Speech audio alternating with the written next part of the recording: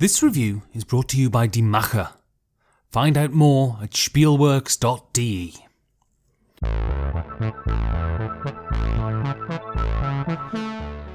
From the kitchen of the cabin, it's the 5 Games for Doomsday review. Die Tavernen im Tiefen Thal. I interviewed the designer of Britannia, Lewis Pulsifer, recently, and he was unremitting in his disdain for Eurogames. He asserted that they weren't games at all, but puzzles. That they were there to be solved. They were about fighting your own failings rather than the strengths of others. They held your hand and didn't deliver a stern rebuke. They were Skinner boxes, all instant reward and breezy simplicity. He said that Eurogames asked you to fight against the game and that wasn't enough. That without the direct influence of your opponent, these things stop being games. They become puzzles, and a game and a puzzle can never occupy the same space. It's an interesting notion that if a thing fails to conform to your conception of a thing, then it ceases to be that thing. Many people have this idea of Eurogames, that because some of them allow players to be alone whilst occupying the same gaming space, that invalidates them somehow. And once that conclusion is reached, it becomes canon. We have an inbuilt trust of our own ideas, and these are very difficult to budge once they become settled. They become a part of us, they become our identity, and an immutable identity is the cause of death and hatred and intolerance.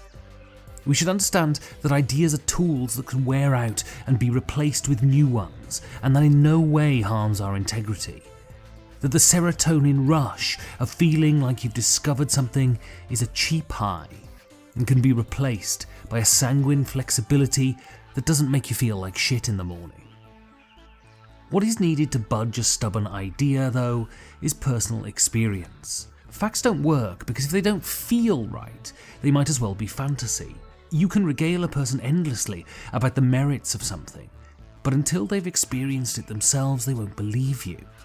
If someone tries to tell you that Eurogames aren't games, and that multiplayer solitaire is just a puzzle, then have them sit down and play Die Tavernen im Tiefen Thal, and you might just change their mind. I apologise for the pretentious German, by the way. I'm just not 100% sure what the game will be called in English. Also, I can speak German, so why the fuck not? In Die Tavernen im Tiefen Thal, players take on the role of landlords developing their hostelries in a valley that clearly loves a drink. A game round is broken up into phases that are given whimsical names like "What can I get you?" and "Serving time" that guide players through the landlord's day. The game, though, rather than being a cosy country pub, is more like a cocktail bar, taking various mechanical ingredients and shaking them up to produce something that is refreshing as a sea breeze and as focus-inducing as Adderall. There is deck building here. There is dice drafting, there is action management, all thrown into the shaker with a couple of drops of bitter chance and blended to produce a light draft that is eminently drinkable. In this game, Wolfgang Warsch has demonstrated his ability to take well-known tropes and repurpose them into something that feels rewarding and different. Players start by drawing cards from their deck. The deck is made up of starting cards and cards that you buy from a card row in the middle of the table. Some of these cards are patrons and can be bought for beer, one of the currencies of the game, and others are workers that are brought for gold, which comes from the tipsy guests. Knowing which currency to produce and when is key to being good at this game. Then, players roll dice and draft them Seven Wonders style, taking one and passing them on.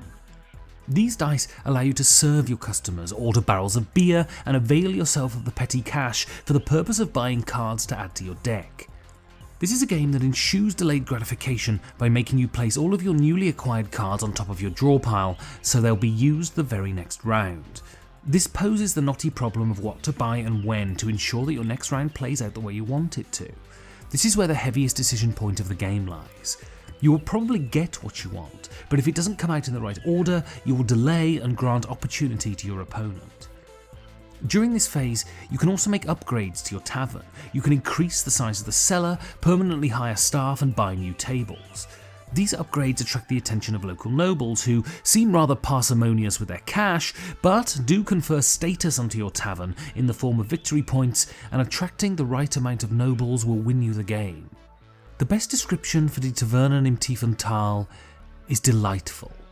This is a game that wants to constantly reward you for your actions. Still, there is this feeling of building up your tavern, from a small collection of tables around a fireplace to a bustling beer hall filled with all kinds of characters from all walks of life. By the end of the game, your tavern will be filled with farmers and farriers, jugglers and fools. You will go from buying one card to buying multiple on your turn because of all the money and beer you generate. This is deeply rewarding, and I imagine a lot less work than running a real pub. The base game is simple. For my taste, a little too simple, but it comes with a barrel full of mix and match modules that add weight and depth to the game without increasing its playtime.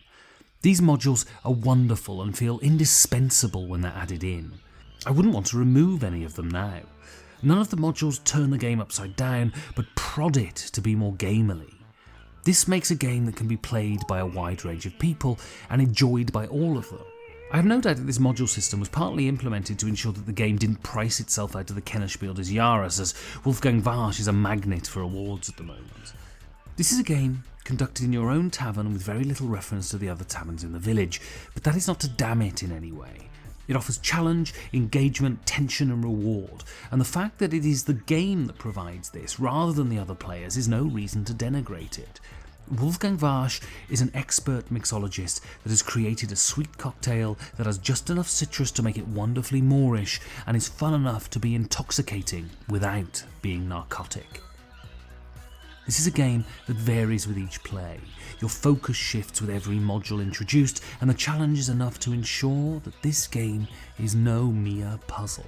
I enjoyed Die Tavernen in Tiefen Thal a great deal. This game is a session IPA rather than a heavy imperial stout, and is all the better for it. This review was made possible by the contributions of my patrons. You can become one too at patreon.com/5G4D. Thank you for listening.